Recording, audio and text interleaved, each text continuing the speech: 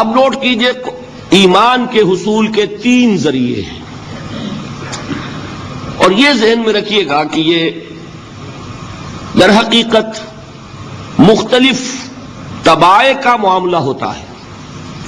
میں عرض کر چکا ہوں نا، کچھ انٹلیکچوئلز ہوتے ہیں، کچھ عوام ہوتے ہیں، کچھ لوگ ہوتے ہیں بڑے ٹھنڈے مزاج کے، غور و فکر کرنے والے، کول مائنڈڈ، کچھ ہوتے ہیں جذباتی، ایموشنل، کچھ لوگ وہ ہوتے ہیں کہ جنہیں ایکٹیویٹی سے زیادہ دلچسپی ہے، عمل، کچھ لوگ وہ ہیں جنہیں غور و فکر سے زیادہ دلچسپی ہے۔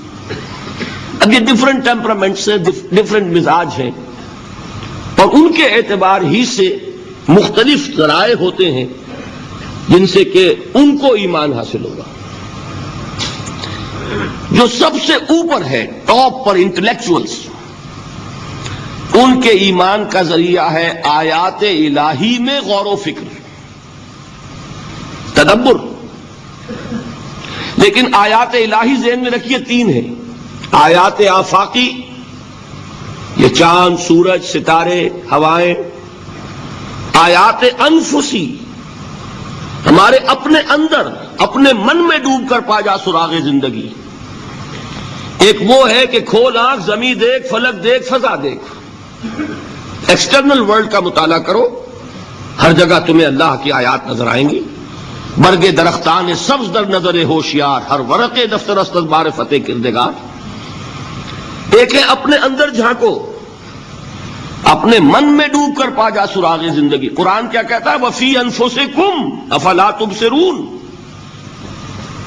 اور تیسری اہم ترین آیات کیا ہے؟ آیات قرآنیہ۔ ان تینوں میں گہرا ربط ہے، آیات آفاقی، آیات انفسی، آیات قرآنی۔ ان میں تدبر کے ذریعے، غور و فکر کے ذریعے انسان ایمان حاصل کرے، یہ ٹاپ کا ایمان ہے، یہ انٹلیکچوئلز کا ایمان ہے، یہ صدیقین کا ایمان ہے۔ نمبر 2، ایک ایمان ہے عوام کے لیے، اس کے 2 راستے ہیں۔ نمبر 1، صاحب یقین کی صحبت، جس کے اندر یہ ایمان پیدا ہو چکا ہو، آپ اس کے قریب رہیے۔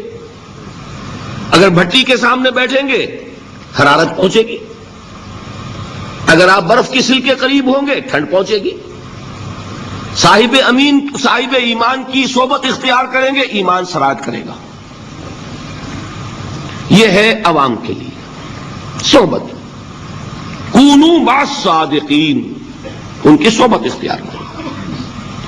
تیسرا ذریعہ ہے جو ہمارے لیے خاص طور پر جو مسلمان پیدا ہوئے ہیں۔ اب ایک بچہ ہے 7 سال کا، آپ نے نماز پڑھنے کی عادت ڈال دی، پڑھ رہا ہے، اگرچہ غیر شعوری عمر سے شروع کر دیا اس نے، روزہ رکھتا ہے، 9 برس کا ہو گیا، روزہ رکھنا شروع کیا۔ یہ اعمال جو ہیں ان سے بھی ایک یقین پیدا ہوتا ہے۔ جیسے یقین سے عمل پیدا ہوتا ہے، ایسے ہی عمل سے بھی یقین پیدا ہوتا ہے۔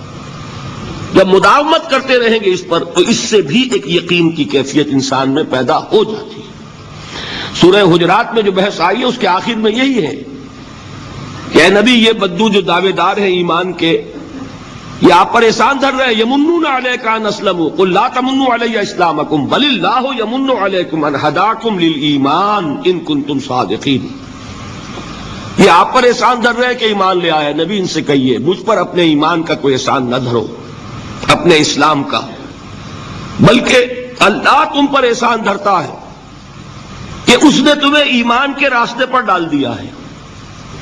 جب اسلام پر آ گئے ہو تو عمل کرتے رہو گے، ان تطیعوا اللہ ورسولہ، اگر عمل کرتے رہو گے تو اس عمل کے ذریعے سے بھی تمہارے اندر ایمان پیدا ہو جائے گا۔ تو یہ 3 راستے ذہن میں رکھیے۔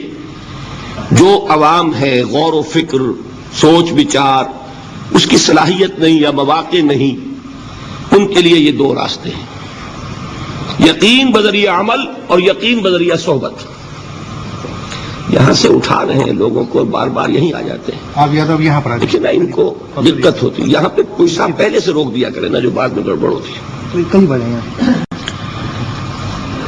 تو ایک ایمان ہے انٹلیکچوئلز کا، صدیقین کا، جن کو قرآن کہتا ہے اولو الالباب الذین یعقلون، ان فی خلق السماوات والارض واختلاف اللیل والنہار لآیات لأولی الالباب، ہوش مندوں کے لیے، عقل مندوں کے لیے، غور و فکر کرنے والوں کے لیے، اصحاب دانش و بینش کے لیے ہماری کائنات میں ہماری نشانیاں ہیں، غور کرو اور ہمیں پہچانو، خود اپنے اندر جھانکو اور ہمیں پہچانو، اور ہماری آیات جو ہیں ہمارے کلام کی، اس کی آیات جو ہیں ان میں وہ ایمان رچا بسا ہوا ہے، ان پر غور کرو، غوطہ زنی کرو، قرآن میں ہو غوطہ زن ہے مرد مسلمان۔